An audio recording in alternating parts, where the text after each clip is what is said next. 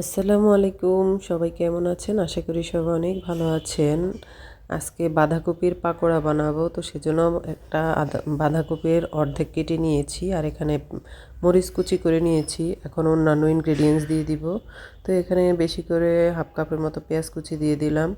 তারপরে দিয়ে দিচ্ছি আদা বাটা, রসুন বাটা। এই বাঁধাকপির পাকোড়াটা কিন্তু অনেক মজা হয়, মচমচে হয়। এখানে স্বাদ মতো লবণ দিয়ে দিলাম। এরপরেও দিয়ে দিলাম মরিচের গুঁড়া। তো পাকোড়া যেহেতু অনেক ঝাল হলে মজা লাগে, তো সেজন্য এখানে আমি কাঁচামরিচ কুচি দিয়েছি, তারপরে হচ্ছে মরিচের গুঁড়োও দিয়েছি। তো আপনারা চাইলে যে কোনো একটাও দিতে পারেন, কোনো সমস্যা নেই। হলুদের গুঁড়া দিয়ে দিয়েছি হাফ চা চামচ, তারপরে গরম মশলা গুঁড়া দিয়েছি হাফ চা চামচ।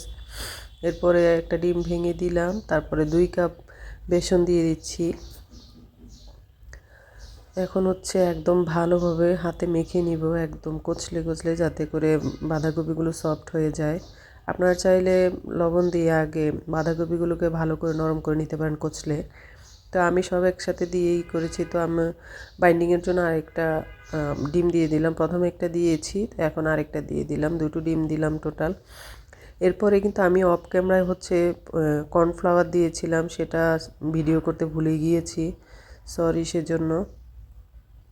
এই তো এখন সব মাখা শেষ, রেডি হয়ে গেল আমার পাকোড়ার ব্যাটার। তো এখন হচ্ছে চুলায় ফ্রাই প্যান বসিয়ে তাতে হচ্ছে তেল দিয়ে দিলাম বেশি করে। আর যেহেতু পাকোড়াগুলো ডুবো ডুবো তেলে ভাজতে হয়, তো সেজন্য অনেকগুলো তেল দিয়ে দিয়েছি। তেলটা গরম হলে এখন একে একে পাকোড়াগুলোকে দিয়ে দিচ্ছি। আপনারা চাইলে হাত দিয়েও দিতে পারেন। তো যেহেতু অনেক মরিচ, হাত জ্বলতে পারে, সেজন্য হচ্ছে আমি চামচ দিয়ে দিচ্ছি, কারণ হাতের মধ্যে ডো লেগে থাকতে থাকতে পরে দেখা যাবে হাত বেশি জ্বলতেছে। এমনিতেও মাখানোর হাত জ্বলার ভয়ে আছি। তো এই তো সবগুলো পাকোড়া দেওয়া শেষ। এখন হচ্ছে 5 মিনিটের মতো অপেক্ষা করব, করে তারপর হচ্ছে উল্টে দিব।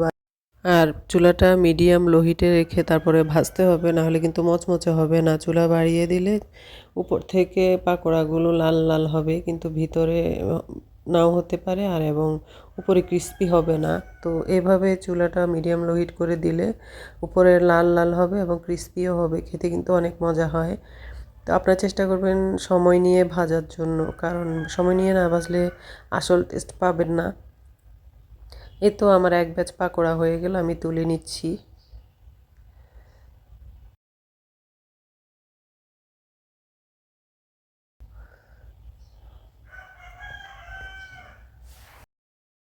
আগের ব্যাচের পাকোড়াগুলো তুলে আমি আবারও আরেক ব্যাচের পাকোড়া দিয়ে দিলাম। তো এগুলো হয়ে গিয়েছে, এখন তুলে নিচ্ছি। তো আমার এই রেসিপিটা আপনাদের কেমন লাগলো সবাই অবশ্যই কমেন্ট করে জানাবেন। এভাবে আপনারা চাইলে সবজি দিয়েও, সব রকমের সবজি দিয়েও পাকোড়া বানাতে পারেন একই প্রসেসে। তো আজকের মতো এখানে বিদায় নিচ্ছি, সবাই ভালো থাকবেন, আল্লাহ হাফেজ।